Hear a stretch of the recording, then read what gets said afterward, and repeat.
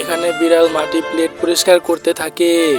এরপর সে আরো প্লেট আনতে অন্য রুমে যায়, আর এই দিক দিয়ে তার বাচ্চা খেলাধুলা করতে করতে ওখানে পড়ে যায়। এরপর সে বাচ্চাটি কান্না করতে থাকে। বাচ্চার কান্না শুনে তার মা এসে দেখে তার বাচ্চা এখানে পড়ে আছে। এরপর তার বাচ্চাকে এখান থেকে উঠিয়ে সোফায় বসিয়ে রাখে। এরপর বাচ্চাটি অনেক বমি করতে থাকে, আর এটা দেখে তার মা অনেক জোরে কান্না করে। এরপর তার বাচ্চাকে পরিষ্কার করার জন্য সুইমিং পুলে বসিয়ে দেয়।